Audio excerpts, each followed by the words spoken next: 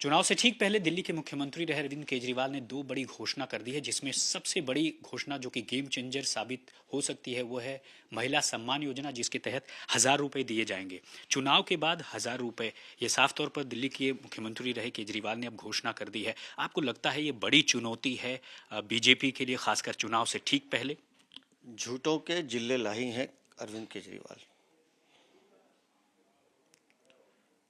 पंजाब में सरकार किसकी है अरविंद केजरीवाल? आम आदमी पार्टी की। 2 साल हो गए उस चुनाव को, और पंजाब में आपने सरकार में आने के लिए घोषणा की थी कि हम सभी माताओं बहनों के अकाउंट में पैसे देंगे।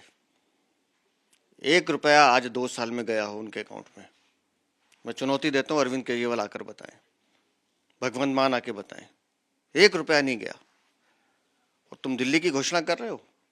लोकसभा चुनाव से पहले इसी अरविंद केजरीवाल ने, जब ये तिहाड़ से वापस आए थे, तो गाड़ी में घूम घूम के दिल्ली में घोषणा की थी मार्च में कि लोकसभा चुनाव में हम दिल्ली में हर बहन को, हर माता को 1-1 हज़ार रुपया देंगे। सितंबर तक उनके अकाउंट में चला जाएगा। आज दिसंबर आ गया, कहाँ है वो किस्तें, कहाँ है वो पैसा? अरविंद केजरीवाल को सिर्फ झूठ बोलना है, उसको सिर्फ वोट लेने, क्योंकि लोकसभा चुनाव सर पर है, ये विधानसभा चुनाव सर पर है। हालत खराब है कि कैसे जीते, जमीन खिसक चुकी है। तो जो वादा तुमने लोकसभा चुनाव से पहले किया था मार्च में कि सितंबर तक सभी माताओं बहनों के चुनाव वो अकाउंट में पैसे आ जाएंगे, बताओ 1,000 रुपये कहाँ हैं?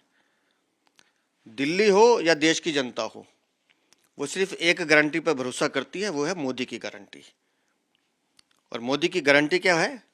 मध्य प्रदेश में लाडली योजना के तहत लगातार पैसा दिया जा रहा है। हरियाणा में 2,100 रुपये दिया जा रहा है, महाराष्ट्र में दिया जा रहा है, छत्तीसगढ़ में दिया जा रहा है, उड़ीसा में दिया जा रहा है। यह है मोदी की गारंटी। अरविंद केजरीवाल का मतलब है झूठ, और मोदी की गारंटी का मतलब है ठोस नतीजा। तो दिल्ली की जनता जानती है कि अरविंद केजरीवाल झूठ बोल रहे हैं, ललचाने की कोशिश कर रहे हैं, लुभावने की वादे करेंगे, लेकिन करेंगे कुछ नहीं। अगर करना था तो जब लोकसभा चुनाव से पहले घोषणा की थी उसको पूरा करते। ऑफिसर्स का ऑब्जेक्शन भी आ गया था, जिसका जवाब भी आतिशी ने दे दिया है। उन्होंने जो ऑफिसर्स ने कहा था कि तय वक्त का पालन नहीं किया गया, यानी अर्जेंट मैटर बता करके अगर इस तरह से डायरेक्ट कैबिनेट में देना था तो उसे अर्जेंट मैटर बताया जाना चाहिए था।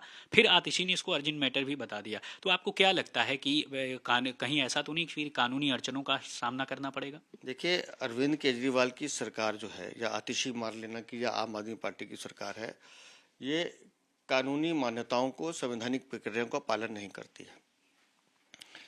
इनको सिर्फ घोषणा करनी थी, इनकी नीयत नहीं है देने की। अगर देने की नीयत होती तो सब कानूनी प्रावधान पूरे करते।